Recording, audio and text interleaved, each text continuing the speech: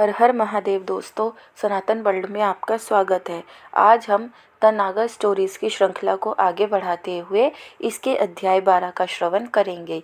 अध्याय 12, पन्नों पर नहीं दर्ज बलिदान। रात को खाना खाकर जब रूमी शेखर के साथ डॉक्टर वाचस्पति के घर से निकली तो उसका मन बहुत विचलित था। उसके दिमाग में किसी चलचित्र की भांति गोकुल की घटना और नागा साधुओं का बलिदान घूम रहा था। कैसी विडंबना है ना शेखर कि इतिहासकारों ने सिर्फ तैमूर, अकबर और बाबर जैसे क्रूर और लुटेरों का गुणगान किया है, जबकि वास्तविक रूप में देश की आन बान और शान की रक्षा के लिए अपने प्राणों की आहुति देने वाले रणबांकुरे को इतिहास के पन्नों से गायब कर दिया। यह हमारा दुर्भाग्य है कि इन भारतीय वीर योद्धाओं के बारे हम कुछ नहीं जानते, जिन्होंने पग पग पर देश धर्म के लिए अपने बलिदान दिए हैं। इतिहास की पुस्तकों में इनका जिक्र तक नहीं किया जाता। वे नग्न रहते हैं, उस पर केवल लोगों का ध्यान जाता है, और वह भी उपहास उड़ाने की दृष्टि से। रूमी के स्वर में छिपे कंपन को महसूस कर पा रहा था शेखर। उसने उसका हाथ थाम लिया। थोड़ी दूर तक सैर करने के ख्याल से वे पैदल ही चल रहे थे। वास्तव में है तो यह दुर्भाग्यपूर्ण बात रूमी, भारत में अधिकतर लोग नागा साधुओं को लेकर यही बात जानते हैं कि वे हर वक्त समाधि में लीन या भांग के नशे में चूर रहते हैं, लेकिन ऐसा कतई नहीं है। उन्हें नहीं पता कि तन पर केवल लंगोट पहने और बदन पर भस्म लपेटे नागा साधुओं का इतिहास योद्धाओं का रहा है। नागा साधु वीरता और आस्था के वास्तविक उदाहरण हैं, जो हमें विदेशी अतिक्रमण के खिलाफ अपनी संस्कृति और मातृभूमि की रक्षा करने के लिए प्रेरित करते हैं। यह नागा साधुओं का वीरतापूर्ण इतिहास और लंबे समय से चली आ रही परंपरा है, जो दुनिया की भौतिकवादी आकांक्षाओं से अप्रभावित है। शेखर ने बहुत ही दार्शनिक अंदाज में कहा। पिछले कुछ दिनों में उसे भी नागा साधुओं के बारे में काफ़ी जानकारी हो गई थी। दिलचस्प बात यह है शेखर कि हमारे इतिहासकारों ने उन्हें महत्व न दिया हो, पर मेगस्थनीस, जो यूनान का राजदूत था और चंद्रगुप्त मौर्य के दरबार में आया था, ने नागा साधुओं का वर्णन करते हुए उस दौरान लिखा था, भारत में ब्राह्मणों या नागा साधुओं का एक दार्शनिक संप्रदाय है जो स्वतंत्र जीवन व्यतीत करता है तथा मांस और पके भोजन से परहेज करता है और केवल फलाहार करके रहता है। पूरा जीवन भी नग्न रहकर बिताता है तथा कहता है कि ईश्वर ने शरीर आत्मा को ढकने के लिए दिया है। उनका मानना है कि ईश्वर प्रकाश है, लेकिन सूर्य अथवा अग्नि की तरह नहीं जिसे हम आंखों से देखते हैं। किंतु ईश्वर से उनका तात्पर्य तर्कपूर्ण प्रवचन से है, जिसके द्वारा बुद्धिमान लोग जीवन के गूढ़ रहस्य को पहचानते हैं। वे देवता का नाम आश्चर्यजनक आदर के साथ उच्चारित करते हैं तथा मंत्रों के साथ उसकी पूजा करते हैं। उनके साथ स्त्री एवं बच्चे नहीं होते। ये नंगे रहकर अपना जीवन व्यतीत करते हैं, जाड़ों में खुले आकाश के नीचे, धूप में, किंतु ग्रीष्म ऋतु में जब सूर्य बहुत तपने लगता है, वे घास के मैदानों में और आर्द्र स्थानों में पेड़ों के नीचे रहते हैं। मुझे खुशी है कि तुम नागा साधुओं पर काम कर रही हो। कम से कम तुम जो शोध पत्र लिखोगी, उससे वर्तमान पीढ़ी को उनके बलिदान और वीरता का पता चल सकेगा। आज भारत के हर व्यक्ति को यह मालूम होना चाहिए कि नागा साधुओं ने कैसे अपनी समाधि और संन्यास छोड़ देश के लिए किसी योद्धा से दुगना पराक्रम अपने दुश्मनों के खिलाफ दिखाया है। और मुझे इस बात की खुशी है कि एक विज्ञान का छात्र जो इंजीनियर है, वह भारत के इतिहास में रुचि ले रहा है। वातावरण की गंभीरता को तोड़ने के ख्याल से रूमी ने शेखर को छेड़ते हुए कहा, तुम्हारे लिए तो यह बंदा कुछ भी कर सकता है, लेकिन यह मत भूलो कि मैं रंगमंच से भी जुड़ा हूँ। उसके कारण ही इतिहास को खंगालना पड़ता है कई बार। वैसे आज रात लगता है तुम सोने वाली नहीं हो। क्यों? मुझे तो अभी बहुत नींद आ रही है, रूमी ने हैरानी से पूछा। क्योंकि तुम कीरत की डायरी जो ले आई हो आज अपने साथ प्रोफेसर वाचस्पति से, शेखर ने डायरी की ओर देखकर कहा, जो रूमी ने हाथ में पकड़ी हुई थी। हो सकता है वह हंसी, पर पहले मुझे घर तो छोड़ो। जो हुक्म मल्लिका। शेखर कैब बुक करने लगा फ़ोन से। सच ही कहा था शेखर ने, रूमी सोएगी नहीं। पलकें नींद से बोझिल होने के बावजूद उसने यह सोचकर कीरत की डायरी खोल ली थी कि एक दो पृष्ठ पढ़ लेती हूँ। डायरी में हरे रंग से लिखे अंश पर नजर गई तो रूमी उसे ही पढ़ने लगी। यह तो समझ आ गया था कि कीरत कुछ महत्वपूर्ण अंशों को अलग अलग रंगों की स्याही से लिखा करता था, शायद अलग से नोट्स बनाने के ख्याल से या याद रखने के लिए। संभवतः महाकुंभ भारत के 4 शहरों हरिद्वार, उज्जैन, नासिक और इलाहाबाद में लगता है, इसलिए नागा साधु बनाए जाने की प्रक्रिया भी इन्हीं 4 शहरों में होती है। नागा साधुओं का नाम भी अलग अलग होता है, जिससे कि यह पहचान हो सके कि उन्होंने किस स्थान से दीक्षा ली है।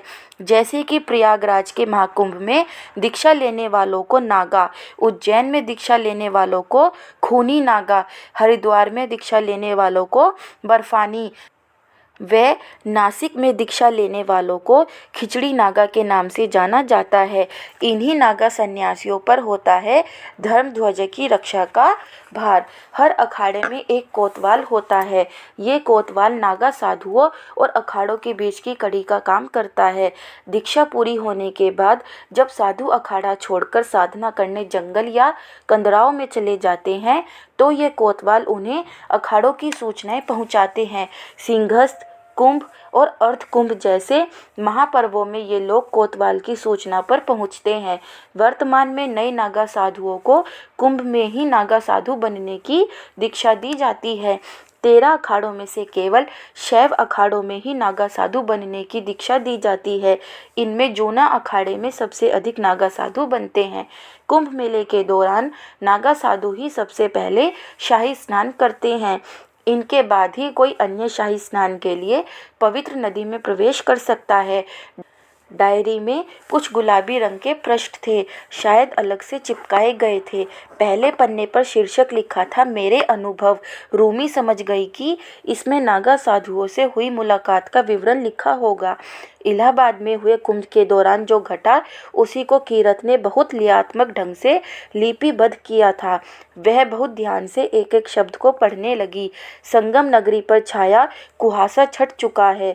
सूर्य की स्वर्णिम रश्मियों की आभा अखाड़ों के शिविरों की जीवंतता को कांति प्रदान कर रही है। माघ के चढ़ते सूरज की गुनगुनी धूप से ऊर्ज श्वेत श्रद्धालुओं की चहल पहल कुंभ नगरी के सेक्टर 4 के मुख्य मार्ग पर बढ़ चुकी है। रास्ते के बाईं ओर श्री पंच आह्वान अखाड़े के बाहर साधुओं की एक टोली को देख पैर स्वतः ही थम जाते हैं। कई और लोग हैं जो पहले ही ठिठक चुके हैं। सबकी नज़रें इस टोली की ही ओर है। अखाड़ों की विचित्रता और संतों की विराटता के बीच इनकी छटा अलग है। अजब वेशभूषा, निराला अंदाज, सिर पर पीतल का नाग मुकुट, इस बार आगे की ओर फन उठाए सर्प की आकृति और पीछे की ओर बेलनाकार स्तंभ में मोरपंख, कानों से धागों के जरिए लटकते धातु के 2 गोल छल्ले, धोती कुर्ता पहने और शरीर पर गेरुआ चादर, दीन दुनिया से अलग गायन में तल्लीन, रेशेदार कपड़े से बंधी छड़ी की मूठ पर लगी घंटी की मधुर आवाज़। मैं सम्मोहित हो गया। इसी बीच बगल से आवाज़ आई, यही जंगम साधु है। ये सिर्फ भिक्षा मांगने कुरुक्षेत्र से आए हैं। नागा साधुओं का दरबार खटखटाएंगे। जंगम साधु यानी ऐसे साधु जो केवल महात्माओं से दान दक्षिणा लेते हैं। माना जाता है कि भगवान शिव की जंघा से इन साधुओं की उत्पत्ति हुई है। गाती बजाती साधुओं की टोली अखाड़ा परिसर में प्रवेश कर जाती है। जिज्ञासा मुझे भी उनके पीछे पीछे चलने को उकसाती है। महाकुंभ का सबसे सशक्त अखाड़ा बाएं दाएं मड़ियों की कतार है। हर साधु की एक मड़ी में उनके इष्ट और सामने जलती धुनी। यह क्या? मैंने देखा कि अब तक निर्विकार बैठे नागा साधु का सिर अपने आप झूमने लगा। जंगम साधुओं के गीतों का असर उनकी धुनी पर भारी है। नागा प्रसन्न हुए कुछ निकालते हैं। जंगम साधु की घंटी वाली छड़ी आगे बढ़ती है, मिलने वाली भिक्षा को स्पर्श करती है। अजब दृश्य। किसने किसको आशीर्वाद दिया, कौन प्रसन्न हुआ, यह समझना आसान नहीं था। जंगम आगे बढ़ जाते हैं, उनके पीछे मैं भी। 11 बज गए हैं। 1 घंटा कब बीत गया पता ही ना चला। जंगम साधु दूसरे नागा सन्यासियों को प्रसन्न करने में जुटे हैं। सिर हिल रहा है, छड़ी हिल रही है, घंटी बज रही है। जिज्ञासा भीतर और हलचल मचाती है। नागाओं के क्षेत्र में यह अधिकार। जूना अखाड़ा से बाहर निकलते ही बरबस जत्थे के सबसे बुजुर्ग नजर आ रहे साधु को रोक लेता हूँ। थोड़ी हिचक मुझ में भी है और उनमें भी। नाम बताते हैं पूरन जंगम। बातचीत में कथा सामने आती है कि 10 नामी नागा साधुओं का पुरोहित होने के नाते उन्हें नागा साधुओं से भिक्षा लेने का अधिकार है। मुझे अपने पुरोहित याद आते हैं। वे भी हम पर अपना अधिकार मानते हैं। वह बताते हैं, हम लोग गृहस्थ साधु हैं। हमारे गीतों में 10 नाम की वंश परंपरा गुंजित होती है। नागा साधुओं के खुश होने का रहस्य अब सामने है, लेकिन पौराणिक संदर्भ जानने की इच्छा बलवती हो उठी है। मेरे कौतूहल का समाधान करते हुए उन्होंने बताया, शिव पुराण में बताया गया है कि भगवान शंकर के विवाह के समय ब्रह्मा और विष्णु ने भोलेनाथ से दान दक्षिणा लेने का आग्रह किया। भोलेनाथ ने यह अनुरोध अस्वीकार कर दिया और अपनी जांघ से साधु को उत्पन्न किया, जो जंगम कहलाया। जंगम ने ब्रह्मा विष्णु से दान लेकर और गीत गाकर विवाह उत्सव संपन्न कराया। मैं उन्हें प्रणाम कर आगे बढ़ता हूँ। महाकुंभ में हर परंपरा के पीछे एक कथा नजर आती है। मैं निरंजनी अखाड़े की ओर बढ़ता हूँ। यकीन है कि वहाँ भी जंगम साधुओं की घंटियाँ बज रही होंगी। साधु नरोत्तम गिरी से भेंट होती है तो उन्होंने सन्यास में गुरु की महत्ता समझाते हुए रामचरितमानस की एक चौपाई सुनाई।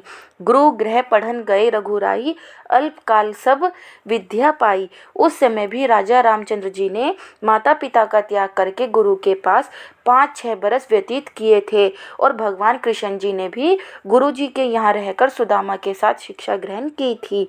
मैंने जब साधु बनने के बारे में पूछा तो उन्होंने कहा, साधु बनना आसान नहीं होता। इसके लिए धन माया का त्याग, मान अपमान का त्याग करना होता है। ये गुरु शिष्य परंपरा होती है जिसके लिए सर्वप्रथम त्याग करने की आवश्यकता होती है। सब कुछ त्याग करके ही संन्यास दीक्षा ग्रहण की जाती है। सर्वप्रथम अहंकार का त्याग करना होता है। जो शिष्य जिज्ञासा लेकर आता है उसी को संन्यास की दीक्षा जल्दी प्राप्त होती है। जब सनातन धर्म पर कोई विपदा पड़ती है तो वह नागा दल आगे आते हैं।